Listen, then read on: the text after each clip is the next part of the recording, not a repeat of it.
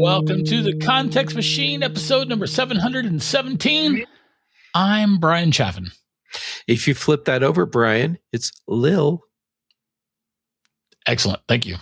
I'm here for you, Bryan. Anyhow, hey, I'm Jeff Gamet. Check us out on our website, contextmachine.io. And Bryan, I am super proud of you today. You have processed through so many technical things before we even got to the point where you could hit the pre-theme button. Yep. And here we are. And yet here we are. Yeah, here we are. So, okay, say more things, and then I'll tell people who our sponsor is. Right. You can use context. You don't think you even mentioned it, but we do have a new home on contextmachine.io, and you can use contextmachine.io to reach out to us, or you can email us at podcast@contextmachine.io. You can. Also, our show today, sponsored by MacPaw. Oh, cool. I love MacPaw. They're freaking terrific. We're going to tell you more about them later in the show. Mm-hmm. Yep. Also, Bryan, we have a newsletter. People need to go to contextmachine.io and click the newsletter link at the top of the site and sign up if you haven't already. And for all of you who have, thank you. Yep. This is very much a value-added newsletter. We're not just rehashing the show. Just FYI. We're not charging you anything else. No additional cost or obligation to you. That's true. Lucky you. And also, you can find us on YouTube. We are at YouTube at Context Machine Podcast. Is that right? I thought it was Context Machine Show. If only we had our interns to stay on top of this for us. Yes, that's true. It is Context Machine Show. Excellent. Top men, as always, in charge of Well, in this case, top man. Touche, sir. All right. Well, let's see here.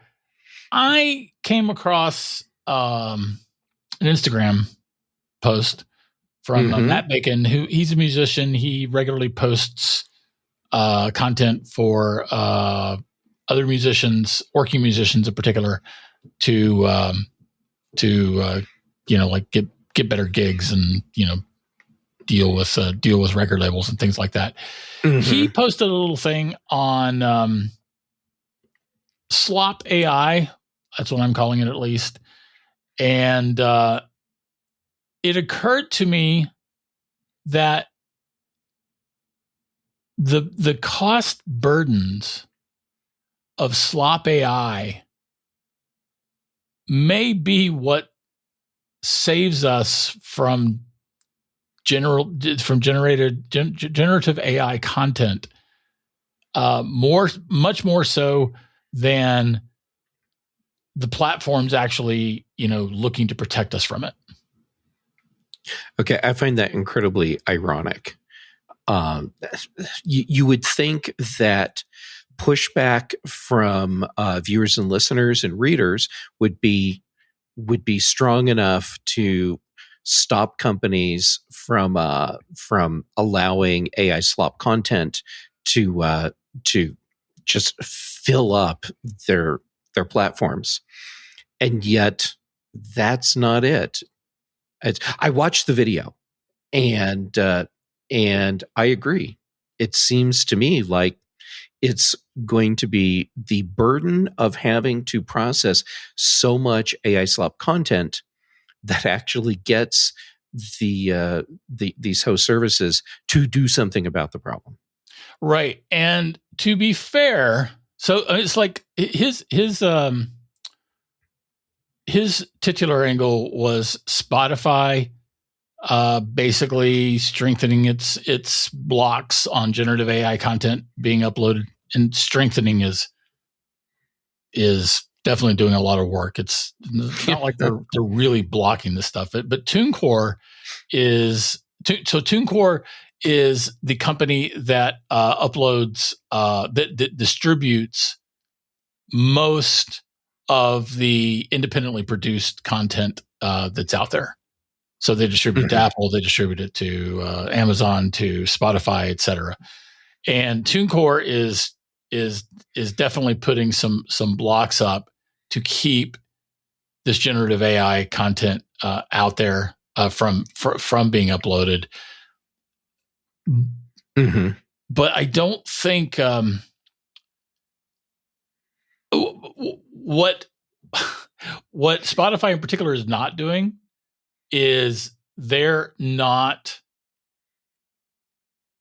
doing anything to protect listeners from Spotify using generative AI content. That's an important distinction because they're definitely doing that. Yeah, they're using that. Yeah, I mean, please. First of all, if you're on Spotify, please cancel them. Please, they're a crappy company. They are an awful company. Please cancel your Spotify account. If you're listening to us on Spotify, thank you. Yeah. but please consider listening to us elsewhere. Anyway, regardless, Spotify has been one of the things Spotify has been doing has been taking their playlists that they offer to any and all subscribers and replacing some of the music recorded by humans with sound-alike crap, slop AI recorded by AI, so that they don't have to pay royalties on it. Yeah, which is a really, really crappy move. Yeah, and so Spotify isn't doing anything to block that. What they're doing is they're putting up blocks to keep the hordes of people releasing hordes of this AI generated music, and it's because of the cost burden. It's the cost burden of processing all of this crap, and people aren't listening to it. And if they were listening to it, I don't think Spotify would be doing anything about it. And if people, same thing with TuneCore. I think if people were listening to all of this crap that's being produced by generative AI, I don't think they would be doing anything about it either. That actually makes me kind of sad on some level, frustrated on another, and a wee bit angry, because you would think that all of these companies, these services, would want to have quality content for all of us. Yeah, they don't care. I mean, and they don't care. I don't even think we can expect them to care. I mean, I feel like Apple has been also putting some roadblocks up for generative AI stuff for in music and books. We're going to talk a little bit more about books in a bit. And I do. This could be projection. I do feel like Apple would care a little more about quality, but I can't actually prove it. And anyone who's listening to this who immediately dismisses that, I understand that. Okay, I would like to think that the spirit of Steve Jobs lives on, at least in this part of Apple, because he was very much into his music, and I believe that that's something that he would not, as you would say, he would not have truck with that. Yeah, he would. Did I get it wrong? Did I do the truck thing wrong? He ain't got no truck with that. Oh, okay. Well, my heart was in the right place. And sort of. Yeah. It was your heart was adjacent to the right place. I'll take it.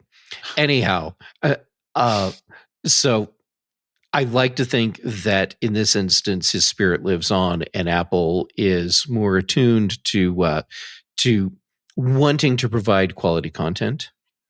Well, so they said, this is from Billboard on May 20th. Apple Music claims AI generated songs make up less than 1% of plays on their platform. Okay, I would like to know more about what's going on behind the word plays. So does this mean pretty obvious to me? Not to me. Okay, here's where I'm going with this. So plays, I mean, that part's obvious, but is it 1% of plays because the content isn't there? Is it 1% of plays because Apple is actively screening that content out, so only 1% is getting through? Oh, no. So Apple has said that I think 30 or 40% of their stuff was being uploaded was AI generated. Holy crap, that's so much. So again, there's a significant cost burden there, right? So you've got 30 or 40% or whatever the number is in case I got that wrong. But 30 or 40% of stuff being uploaded that Apple is having to pay for the servers to process and pay for all of the server activity related to account creation and the accounting, right? But it's only generating 1% of the plays. That's a significant imbalance for any company, and it turns out that so far that's the thing that will get these companies, including Apple, to actually do something about this nonsense. It's I'm sighing because it is just so frustrating. All right, there are places where I think AI music can serve a purpose, like for the occasional novelty thing, or maybe have an artist who's working on a piece and they want to hear how it sounds, say with an orchestra instead of a couple guitars and drums, and let AI help with that. Here's an example where I thought it worked well, but it became tedious for me.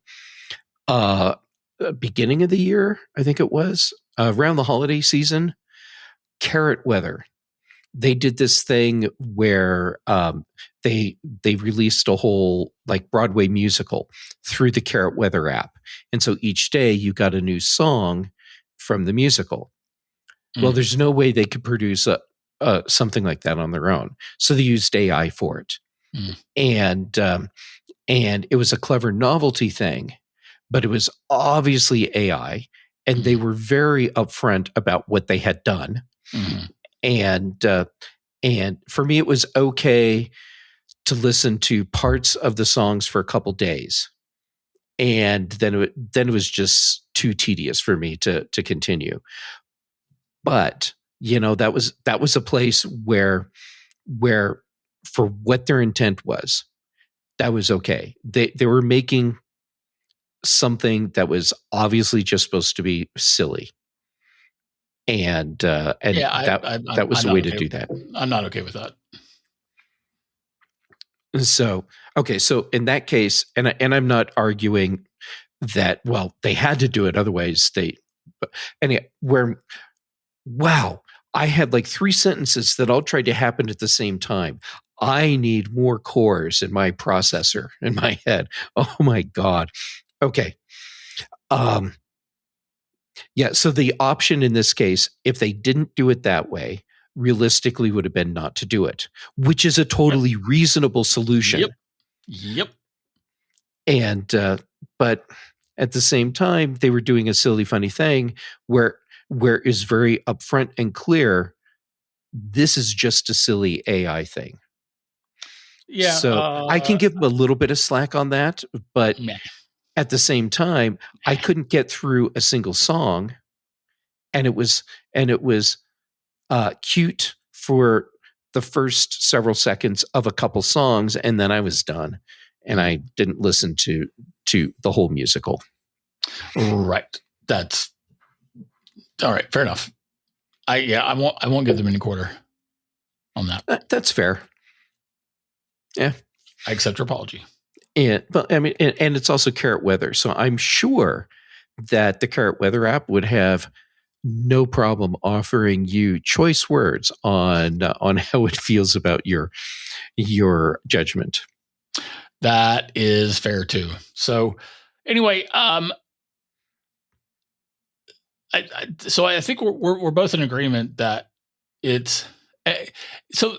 what made this interesting to me in the first place was that I hadn't considered the cost burden as being a major factor in this ongoing issue. Like, I've watched the flood of AI generated music. I haven't listened to any of it, to my knowledge.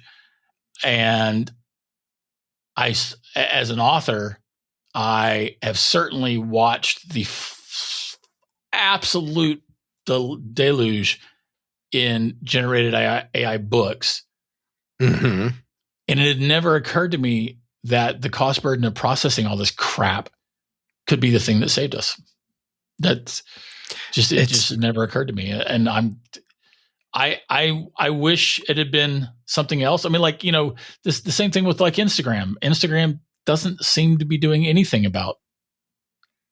If Instagram is doing something about AI generated videos and images, I perish to think of what the situation would be on that platform if they weren't, because it doesn't seem like they're doing anything at all. I don't think they are doing anything, and I look at other meta properties to back that up. The amount of content that I see roll through on my Facebook feed that is obviously LLM generated content that someone posted, whether it's images or they do a post, their think piece post on Facebook. And it is so painfully obvious that it's AI. Meta's not doing anything about content like that. Yeah, and why would they be doing that on Instagram? Meta's not selling. Well, they're selling us to advertisers, but they're not having to sell the content. So Meta has even fewer. Like all they care about is that we're watching stuff. Mm-hmm. Nice save. Thank you. That's the only thing that Meta cares about, is that we're watching stuff. So Meta really, unless people stop consuming content on Facebook and Instagram in particular, because of the Slop AI deluge, they don't have much incentive to do this. Although they could also reach a cost burden threshold. It's possible that they could see so much Slop AI generated stuff that's not getting viewed that they would then want to try to stop it. Okay, the key part in that, before they would do anything, is, and it's not getting viewed. Yep.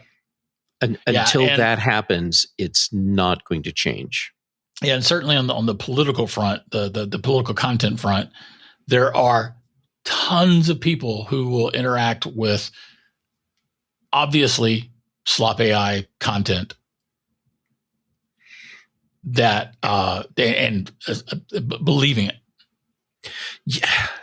Yeah, and it's frustrating for people like you and me and our viewers and listeners who are much more adept at identifying the telltale signs of AI slop content. It's frustrating to look at what's out there that people are taking as if it's real human generated content, and or that it's accurate content, or that it's accurate content. Yeah. So that's that is an issue, and I don't know what's going to save us from this content on Meta's platforms, let alone TikTok, especially under TikTok's new ownership in the U.S. But it does seem like there's a little bit of hope on the books and music side of things, and I'm hoping that proves to be the case. I guess time will tell. Yeah. And I hope so too, because I do not want to live in a world where I'm having to sift through so much AI slop content, music, books, to be able to find the stuff I want to listen to and the stuff I want to read. Yep. It's, this could be a big driver in helping revive physical media sales. But if the physical media is being produced from Slop AI generated content, how would that help? My assumption was that if I'm going into an independent bookstore, like there's Tattered Cover, Boulder Bookstore, that the big ones that are nearby. When I go into those stores, I have a presumption that the content or the books that I'm seeing in those places is not AI slop. All right. So first of all, we need to take a break because you're transitioning into our second topic. Oh, yep, you're right. We do. So why don't you tell us about MacPaw? Oh my gosh, I would love to do that. All right. So MacPaw, they make Clean My Mac, and it's an awesome tool. Bryan and I both have been fans for a very long time. Everyone knows the big things that Clean My Mac does. So I thought it would be nice to highlight something that most people might not be aware of, which is the assistant feature. So let's say your Mac is running slow. The battery on your laptop is draining way faster than it should. Where do you start to try and troubleshoot why you're not getting the performance out of your machine that you want? The assistant does that for you in real time. It will locate those things that are potentially causing the performance issues and then give you suggestions on what you can do to fix that so you can boost your performance back up to where it's supposed to be. So that's a super cool feature on top of all the stuff you already knew about. So here's the deal, everyone. You need to get tidy today. So you can try 7 days free and then use our code Context Machine, all uppercase letters, for 20% off Clean My Mac. You need to go to their website, it's CLNMY.com/Context Machine. And then get your 7 days free and your 20% off.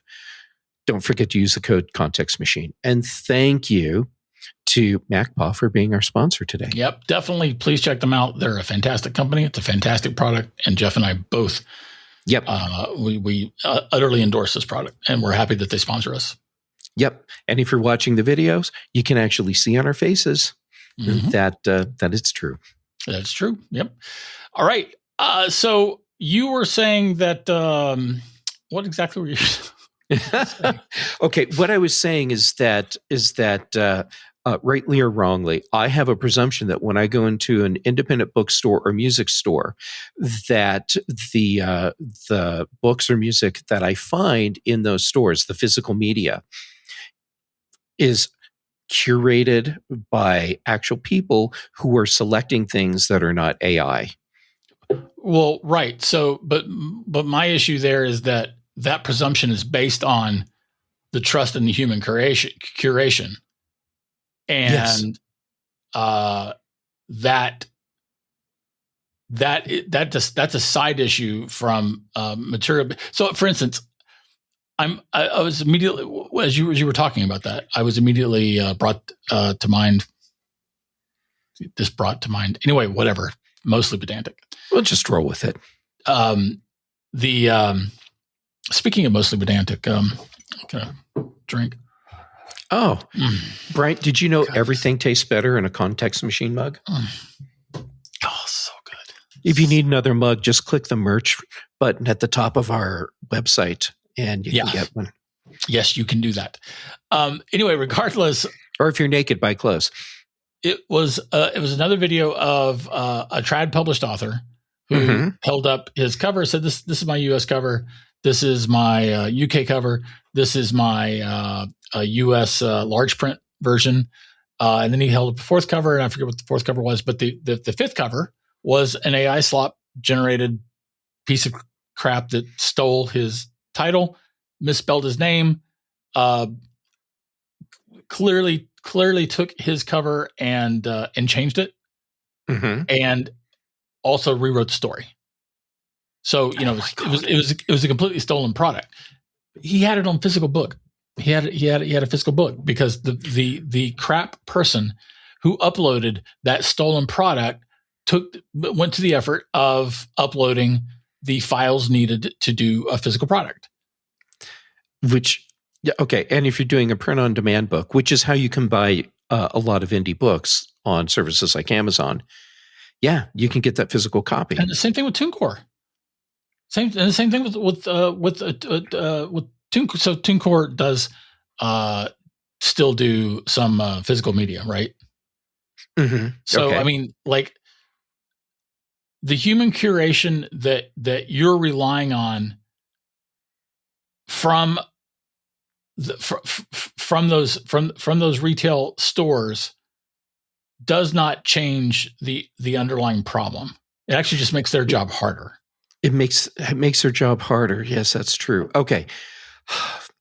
That said, these people that now have a more onerous job than they did before, simply because so much AI slop is out there, if they are able to do their job well and keep the AI slop out of the stores that they represent, and enough of the brick and mortar locations start doing that, then that becomes a potentially a significant hit to revenue for the companies that they're buying from. Yeah, that's true, and also from their retail competitors. So your point is that the desire of some humans, to not read or listen to slop AI content and get their even if they don't realize this is why they're going to a bookstore, right? To get physical media, even if they don't realize that's why they're choosing to take that step, that could put a hit on Amazon in particular's revenues for Kindle. That could. Yeah. Yeah. Yeah. Okay, as we're having this discussion, it's driving home to me why it matters so much to me that I go to independent bookstores and music stores for content, because I know that there's an extra level of vigilance going into selecting the products that are in the stores. So like in Boulder, it's Boulder Bookstore. Denver, it's Tattered Cover. Fort Collins, it's Wolverine. And then also Paradise Records in Boulder. These are all places that I intentionally go because I know that the quality that I'm going to find in those locations is much higher. Well, so that's interesting because our planned titular topic second topic for this show was in what ways are we finding the world of slop AI changing, like how we choose books? Oh, I totally forgot where we were really going, and somehow I managed to get there. Yeah, somehow you did. That's good. Go me. So my first answer to that question is that I am largely having to do that curation myself. The same curation. You do ebooks for everything.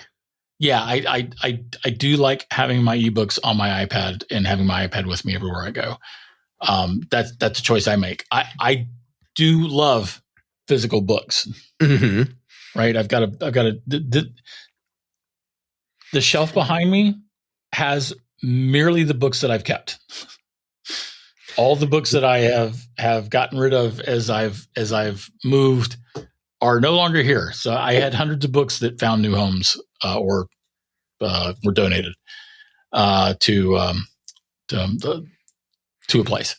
And my point is that I'm largely having to do that curation myself. My authors group, Series Station, as we call ourselves, my sci-fi authors group, we tend to look at a lot of covers and discuss them as authors about things that we like and things that we don't like.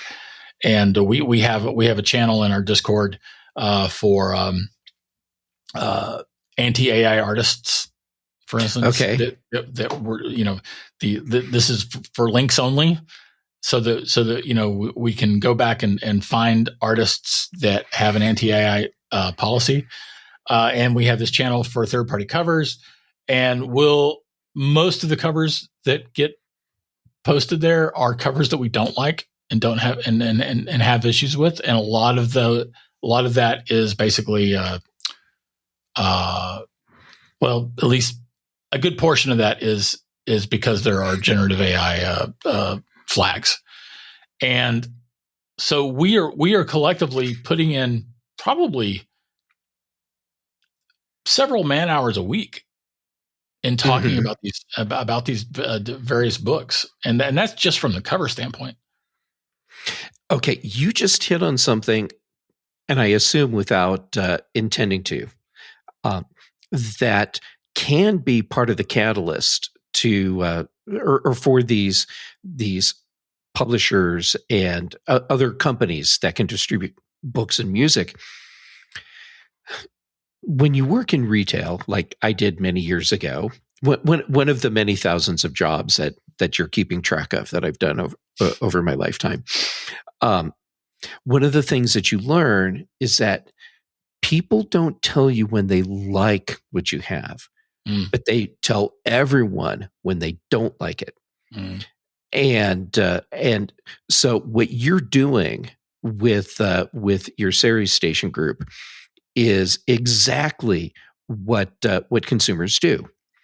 And so but you're doing it on a much grander scale, where you are actually putting together what's a database of the right authors and the wrong authors, as far as do they support AI or are they against AI for their content? Yeah, but we're only doing it for ourselves.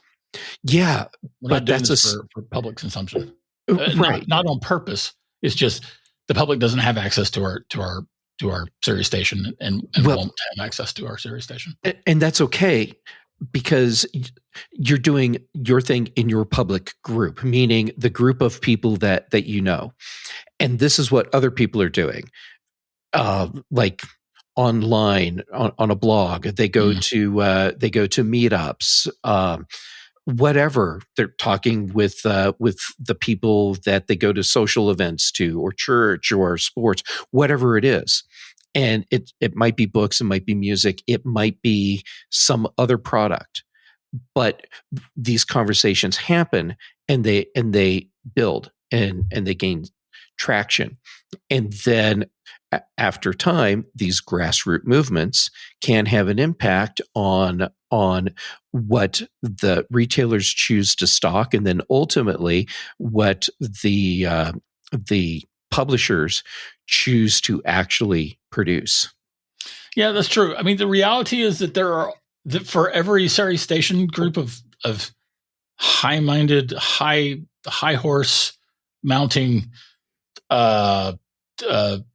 windmill, tilting. Thank you. Good Lord, my aphasia kicking in. Windmill tilting authors. There are tons of people who don't care. They don't care. They don't care. They don't discern. They would roll their eyes at best, and otherwise condemn us as being elitists, or I don't know. There are tons of people who just don't care. That's true, but there are tons of people that do care. Yeah, Yeah. And I kind of don't care about the people that don't care. I write, pretending that I'm still writing. I write for people who do care. And I write for people who want to read human stories in particular. Okay. And that's legit. Thanks. When I write on my blog or, on my blog, I'm writing because I want to write, but I'm also writing because I like to believe that I have an audience that's interested in what I'm writing about and cares about the same things. When I'm writing for some company, I always try and use the same philosophy where I'm trying to write for an audience that actually cares about the content that I'm being asked to produce. Right. Fair enough. And so I do tend to write most of the stuff in our newsletter and for my personal newsletter too. And you do a really great job. Oh, thanks. Which you can find a link to my newsletter at geektales.com. But anyway, I'm writing for people that want to read us. Mm-hmm. Yeah, you write for your audience. You create music for your audience. And to me, that's a huge difference from what we're getting with AI Slop, because that's not being produced for your audience. It's being produced in the hopes that you generate revenue. Yeah, that's fair. That's fair. All right. Well, Jeff, we are actually over time. Well, then we should wrap up. Yeah, we should wrap up. So, all right, let me do this first. And that's this week's Context Machine. If you have anything to comment on that or question, write us at podcast at contextmachine.io. Mm-hmm. Our bandwidth is by Cashfly. The bass is by Dr. Boom, recorded just for this show. And Jeff. Yeah, now it's my turn. Hey, thank you, MacPaw and Clean My Mac, for being our sponsor this week. Go to their website, cleanmy.com, clnmy.com/context machine. And don't forget to use our code Context Machine so you get 20% off. Also, Bryan, oh my God, it was so important, and now it's just gone from my head. Huh? You know what? So I'll fill in with at some point I did find my script. If you remember last week, I didn't have my script. You know, but you did great. Mostly. No, mostly not. I was proud of you for getting through it without crying. So I think the next step for us to take it up to another level is to maybe actually finally rewrite it and actually include the things that we're actually saying in the script. That's just crazy talk. I know. It's crazy. I remember what I was going to say. Yeah. Okay. We wouldn't have run long if it wasn't an interesting topic that we're both passionate about and our audience wants to know about too. Yeah, fair enough. All right. Yeah, yes.